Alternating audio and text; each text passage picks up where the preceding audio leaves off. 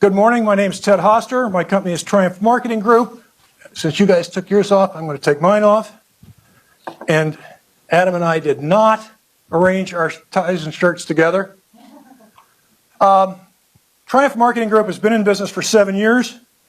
We're already in the market. Our Shameless Commerce division invites you to see approachit.net for all of your personal and professional odor elimination needs.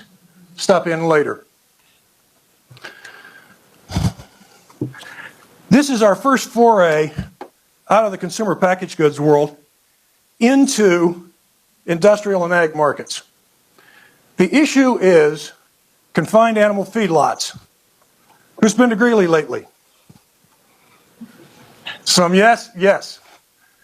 She has 2 lines right here because her nose went this way. Confined animal feedlots represent about 50 to 60% of all the animals in the United States. They all produce about 1 trillion pounds, according to Pew, of animal waste a year. You flush your toilets, they flush theirs. We foul about 575 billion gallons of water just washing down the manure. The water people think that's offensive. The animals that we use in the United States for feed, chickens, beef, hogs, etc., are 13 times as much manure waste as all the people. This is 150 million animals, 300 million people. The math is there for you. If you think big, it's a world issue, not a United States issue.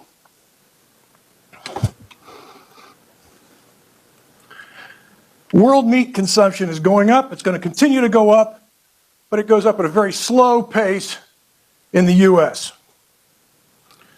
The animal population in the United States is not significantly different than it was 15 or 20 years ago.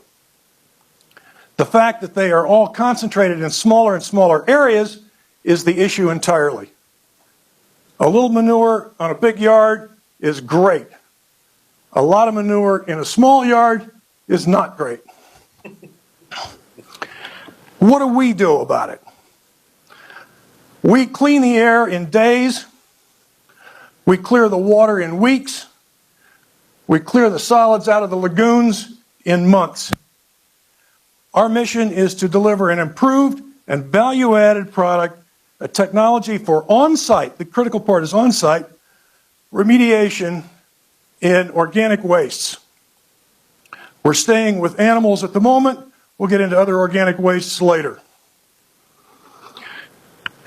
Since 1900, things have changed. In those days, 45% of the population was farming. There were about 75 million people. That's 34 million farmers. Today, 5% of the population is farmers in 300 million. A 20-fold increase in productivity. The Industrial Revolution came to farming in the 20th century when the steam engine went off and the internal combustion engine hit the farm. Thank you, John Deere. Where's this market? The market is between $5 and $15 billion a year in operating expenses from the farmer's perspective on manipulating the animal waste.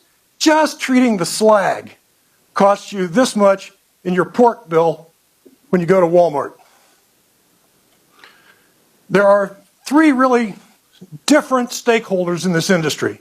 The farmers and the contractors who actually grow the animals. There's 22,000 roughly of the CAFOs all across the country. About 2,500 to 3,000 in North Carolina alone. Iowa is very big. We're going to stay with swine for the moment. We'll get to Greeley a little later. The other part of the market is the NGOs, the water guys, the clean air guys, the Sierra Club. They all care about what the farmers are doing to the land, the water, and the air. But they don't want to do anything about it except scream. That's their bracket. That's their position. That's what they're going to do. You have the regulators. The government and the EPA and the state, every state's got their own division of water quality. They all care about all of this. What are we going to do about it? Our system is an on-site, for you Latin people, that's in situ. We use enzymes and we turbocharge the digestive system that's already going on.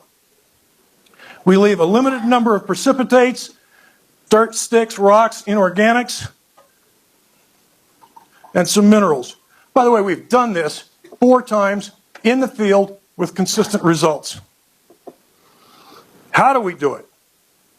We accelerate the natural and sustainable digestion process that goes on in your stomach, in the cow's stomach, in all stomachs, but we turbocharge it to 10 to the 6th to 10 to the 9th power. That's a lot of velocity. We apply the existing natural processes of biochemistry using the enzymes, the physics of surface area ratio, break them up into smaller and smaller pieces so they digest faster, keeping plenty of oxygen available, and using the chemistry of valence, lose that last electron on the outside of the carbon atom, break the carbon chain, digestion occurs. That's what we do. The denitrification is the issue for most of the NGOs. If we can execute denitrification, we've helped everybody out. Oh yeah, we did it 4 times already. Who are the participants in the marketplace?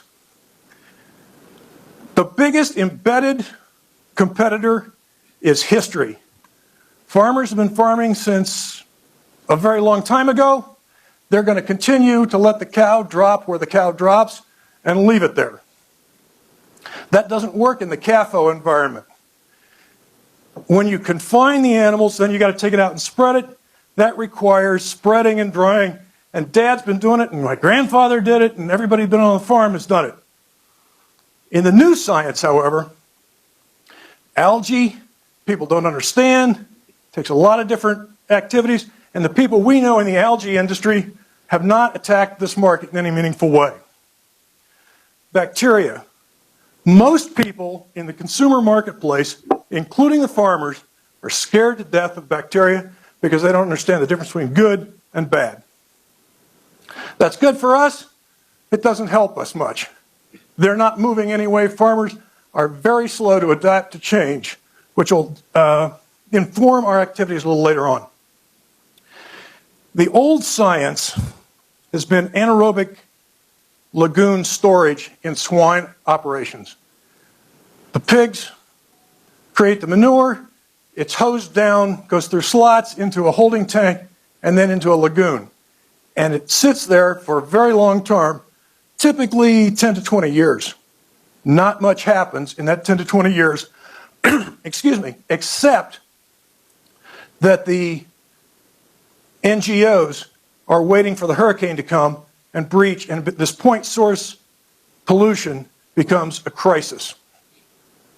The other way to handle it is mechanical handling. One of the reasons CAFOs operate is you can use bigger and bigger machines to get more and more efficient. The Industrial Revolution. The trouble with that is it costs a lot. One of our competitors has invested $70 million in 350 pieces of equipment that look like this. Plus the tires, plus, and oh yeah, there's a carbon footprint.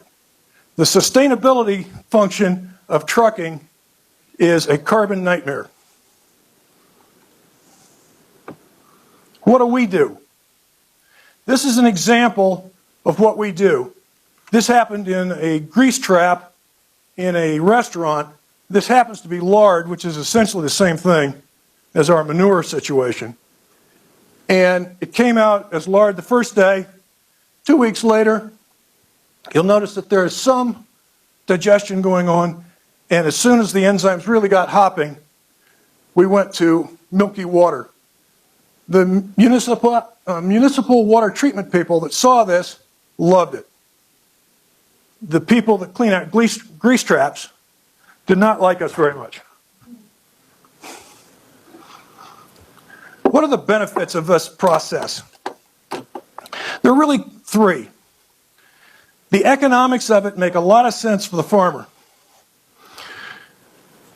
There's going to be lower capex because we can sell at a lower price than the trucker.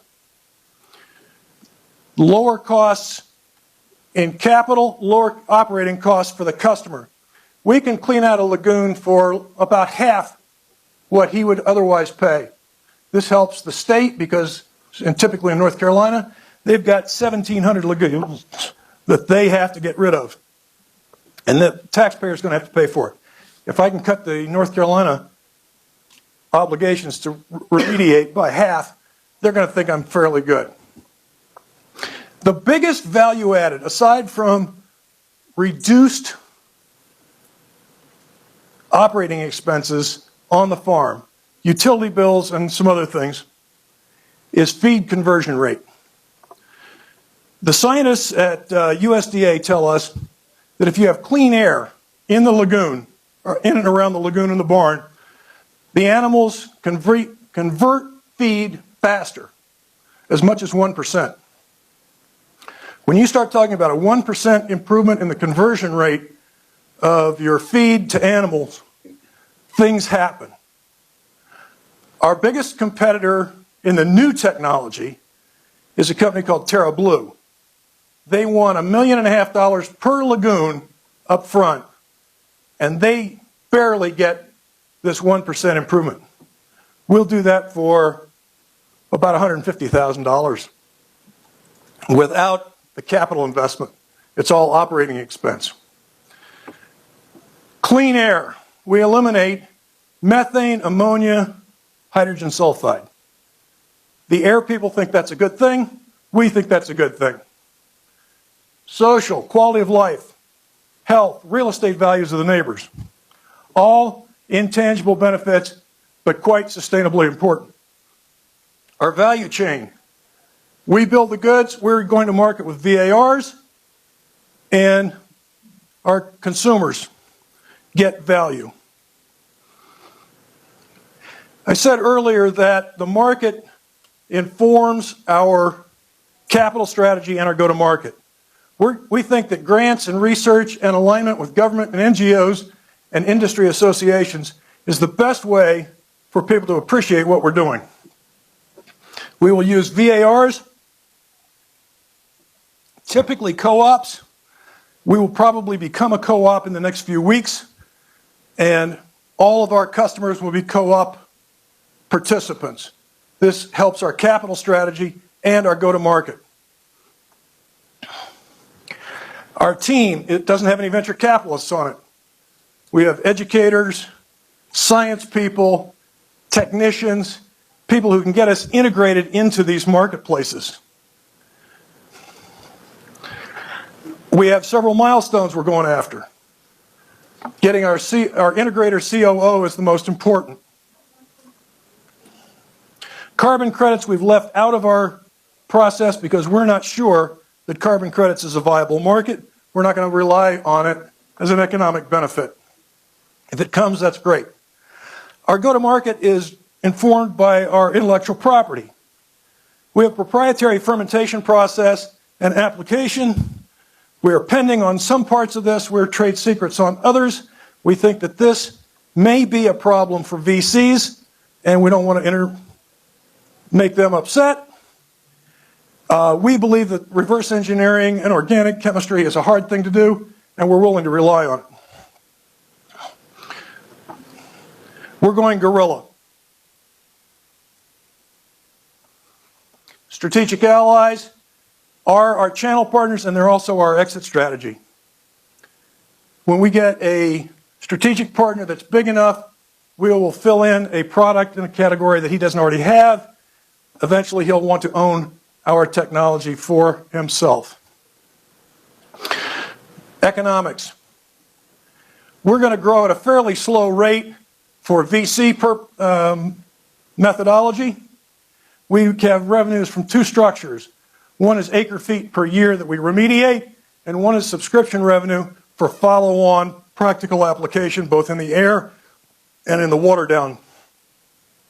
Our EBITDA in the 5th year will support a cap table. We figure a $60 million payout. Questions, please.